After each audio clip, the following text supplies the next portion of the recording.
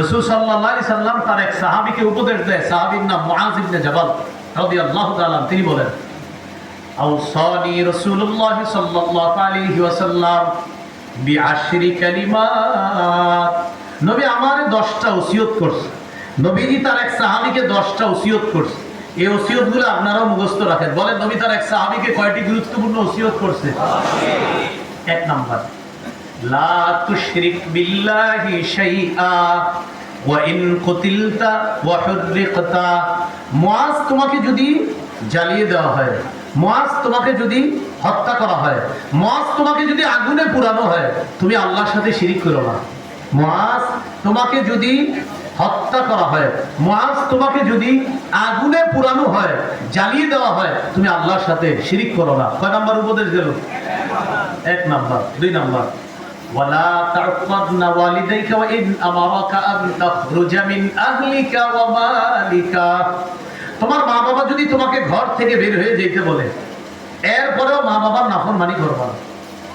আপনার মা বাবা রাগ হয়ে বলছে, তুই ঘর থেকে বের হয়ে যা, আমার ঘরে আর আসবি না, তোর চেহারা দেখতে চাই না।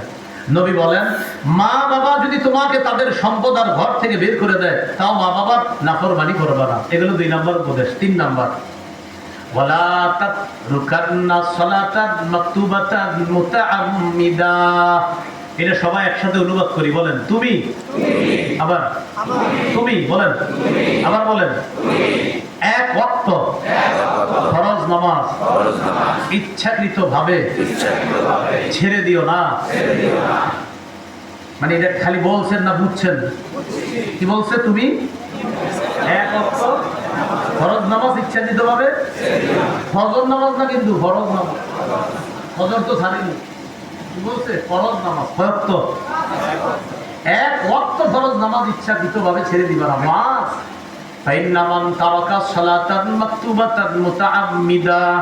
কোন ব্যক্তি যদি 1 ওয়াক্ত ফরজ নামাজ ইচ্ছাকৃতভাবে ছেড়ে দেয়, ফাকাদ বারিআত মিনহু জিম্মাতুল্লাহ, তার থেকে আল্লাহর জিম্মা উঠে যায়। মানে আল্লাহর নিয়ন্ত্রণে ছিল বান্দা, আল্লাহর নিয়ন্ত্রণে যে ছিল, এই জিম্মাটা উঠায় নেয় আল্লাহ। তোর যা মন চায় তুই তা কর, যা। 1 ওয়াক্ত ফরজ নামাজ তোর বান্দা যদি ইচ্ছা করে ছেড়ে দেয়, তার ব্যাপারে আল্লাহর যে জিম্মা ছিল উঠে যায়। মানে তার ব্যাপারে আল্লাহর সিদ্ধান্ত এমন, তুই নামাজ পড়লি না, যা বান্দা, তোর যা মন চায় তুই তা কর, যা। এইগুলো 3 নাম্বার উপদেশ। ভাই, নামাজ ছেড়েন না। 4 নাম্বার, ওয়ালা তাশরাবান্না খামরা। তুমি মদ পান করো না। আজকে সভাপতি সাহেব উনি 2 মিনিট ভাষণে বললেন এলাকা মাদক মুক্ত করতে চায়। কি মুক্ত? মাদক। 4 নম্বর ওসিয়ত নবীজির, তুমি মদ পান করবা না। এই মদ দ্বারা উদ্দেশ্য মাদক দ্রব্য, ইয়াবা, বাবা, গাঁজা, হিরোইন, ফেন্সিডিল, আফিম, কানাডা ড্রাই, মাস্তুত, শ্যাম্পেন, ডাইল ইত্যাদি। ভ্যান গাড়ির চিপা চুপা, ট্রাকের চিপায়, চা দোকানের পিছনে ছোট্ট কাগজে 5 টাকার নোটের মধ্যে আমদানি রপ্তানি যত মাদক দ্রব্য আছে সব নিষেধ। এই মাদক দ্রব্য কি নিষেধ? বলেন, হারাম। মাদক দ্রব্য কি? হ্যাঁ, হারাম। নাম পাল্টায়া মানুষ মদ পান করবে, মাদক দ্রব্য সেবন করবে, এটা নবী হাদিসে বলছে।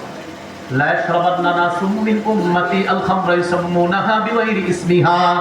আমার উম্মতের একদল তারা মাদক দ্রব্য সেবন করবে, নামটা পাল্টায়া দিবে। যদি আপনি বলেন, এই তুমি মাদক নিয়েছো, বলবে না এটা গাঁজা, মানে নাম পাল্টাবে, বলবে এটা গাঁজা। এই তুমি মাদক নিছো, না এটা ইয়াবা, মানে নাম পাল্টাবে। নবী বলছে আমার উম্মতের একদল নাম পাল্টায় মাদক দ্রব্য সেবন করবে। নবী বলছে এটা করবে। কবে করবে? না চলছে? তাহলে এটা 4 নাম্বার, তুমি মদ পান করবা না। ফাইন্নাহু রাসু কুল্লি ফাহিশা। মদ সমস্ত অশ্লীলতার মূল। মদ সমস্ত অশ্লীলতার মূল। যারা মাদক দ্রব্য সেবন করে তারা বিবিরে বলে ফেলে মা, মারে বলে ফেলে বিবি। মাথা ঠিক থাকে না। এজন্য নবী বললেন মদ সমস্ত অশ্লীলতার মূল। 5 নাম্বার, ওয়া ইয়াকা ওয়াল মাসিয়া ফাইন্না বিল মাসিয়াতি হাল্লা সাখাতুল্লাহ। মা, আল্লাহর নাফরমানি করা থেকে বাঁচো। আল্লাহর নাফরমানির কারণে দুনিয়াতে গজব আসে। নাউজুবিল্লাহ বলেন। ভাই, নাফরমানি থেকে সবাই বাঁচা, সবাই বাঁচা নাফরমানি থেকে। এগুলো 5 নাম্বার। 6 নাম্বার, ওয়া ইয়াকা ওয়াল ফিরার মিনাজ যাহফি ওয়া ইন হালাকান নাস। মুআজ, জিহাদের ময়দান থেকে সবাই যদি চলে যায়, তুমি চলে যাও না।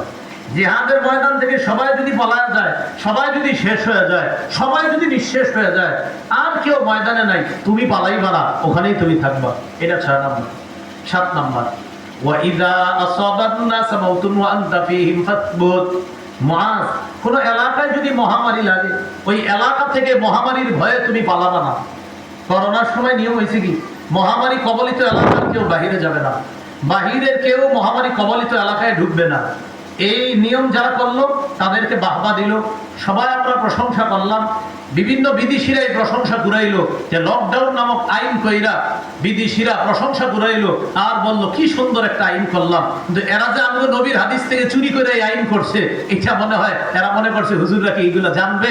আমাদের নবী ১৫০০ বছর আগে এই আইন বলে গেছে, ওরা চুরি করছে আর ক্রেডিট নিতে চায়। লকডাউন আইন করছে না, এটা আমার নবী করছে। বুখারীর বর্ণনা, মহামারী কবলিত এলাকায় যাবা না। আর মুসনাদে আহমদের বর্ণনা, মহারমের মারি কবলিত এলাকার থেকে বাহিরে যাবা না। বুখারীর বর্ণনা, বাহির থেকে ভিতরে যাবা না। আর মুসনাদে আহমদের বর্ণনা, ভিতর থেকে বাহিরে যাবা না। তো লকডাউনে আইন কোনটা? এটা আমাদের ক্রেডিট না, না, এটা নবীজির হাদিস চুরি করছে। এই জন্য আমরা মুসলমান যারা আছি আমরাও বাহবা দিছি। বাহ বাহ, আপনার বাহবাকে বাহবা মানে এই আইনের জন্য শ্রেষ্ঠত্ব যদি কাউকে দিতে হয়, তিনি আমার নবীকে দিতে হবে। আমার নবী বলছেন মহামারী কবলিত এলাকায় তুমি যদি থাকো সেখানেই থাকবা। আর বুখারীর বর্ণনা, তুমি যদি বাহিরে থাকো মহামারী কবলিত এলাকায় নতুন করে যাবা না। তো আমাদের দেশে ফ্লাইটের নিয়ম কি হয়েছিল?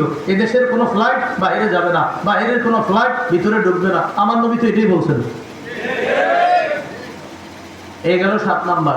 8 নাম্বার, ওয়ানফিক আলা ইয়ালিকা মিন কওলিকা, তুমি সাধ্য অনুযায়ী তোমার পরিবারের উপর খরচ করবা। যার যতটুকু বেতন আছে ওই পরিবার অনুযায়ী খরচ করবেন। ১-১.৫০০ টাকা সেভ করার চেষ্টা করবেন। কিছু ছেলে আছে, মেয়ে আছে, বাবা মানে এমন প্রেশার দেয় মোবাইল কিনে দিতে বলে। বাপের বেতন ২০,০০০, মোবাইল চায় ৩৫,০০০ টাকা দামের। এই বেচারা না পাইরা কিস্তিতে তখন সুদ, ওই সুদ নিয়ে মোবাইল কিনে দেয়। এই অপদার্থ সন্তানের কারণে বাবা সুদ খায় না, তারপরেও সুদের কাছে ওই বাবা গিয়ে ধর্ণা দেয়। সন্তান যারা আছেন বাপের প্রেশার দিয়েন না। আপনার বাবা এই বেতনে কত কষ্ট করে আপনাদেরকে পালতেছে, খাওয়াইতেছে, বাসা ভাড়া দিতেছে, এরপরে আপনি বলে ফেললেন ৩০,০০০ টাকা মোবাইল লাগবে। ওনার বেতনই আছে ২৫,০০০, এর মধ্যে বাসা ভাড়া, আপনারে উনি লালন পালন করতেছে, আপনার পিছে খরচ আছে, মেয়ের পিছে খরচ আছে, স্ত্রীর পিছে খরচ আছে, আপনার বাবার টাকাই বা থাকে কত মাসে। নবীজি বললেন পরিবারের উপর সাধ্য অনুযায়ী খরচ করবা। এগুলো 8 নাম্বার। 9 নাম্বার, ওয়ালা তারফা আনহুম আসাকা আদাবা, পরিবারের উপর থেকে শাসনের লাঠি কখনো সরাইবা না। শাসনের লাঠি মানে আপনারে দেখলে আপনার পরিবার ভয় পাবে। ভয় পাবে মানে যে আমার বাবা এমন এক বাবা, উনি হালাল কোনো বিষয় যদি আমরা করি উনি কখনো রাগ করবে না। তো আল্লাহ নাফরমানি করলে আমার বাপের চেয়ে বড় কঠিন আর কোনো বাপ হবে না। এই হলো শাসনের লাঠি। এটা কিসের লাঠি? একটা হাদিসের কিতাব আছে সহিহ ইবনে হিব্বান, এই কিতাবের 1163 নম্বর হাদিসে আছে, নবী বলেন আল্লিকুস সাউতা হাইসু ইয়ারাহু আহলুল বাইত, চাবুক এমন জায়গায় ঝুলায় রাখো যেন ঘরের লোকেরা চাবুক দেখেই ভয় পায়। সুবহানাল্লাহ। নবী বলেন ব্যাট এমন জায়গায় ঝুলায় রাখবা যেন ঘরের ছেলে মেয়েরা দেখলেই বুঝে ঘটনা কি। ব্যাট এইভাবে এখানে কেন, আল্লাহ জানে আজকে কি হয়। বা তুমি যেন মারা না লাগে, ব্যাট দেখে যেন ভয় পেয়ে যায়, সবাই যেন এমনি সোজা হয়ে যায়। এটাও হাদিসে নবীজি বলে দিচ্ছেন। তো যাই হোক, 9 নাম্বার, শাসনের লাঠি উঠাবা না। 10 নাম্বার, ওয়াকিফহুম ফিল্লাহি আযজা ওয়াজাল, পরিবারকে সদা সর্বদা আল্লাহর ব্যাপারে ভয় দেখাইবা। কয়টা উপদেশ দিল? 10টা।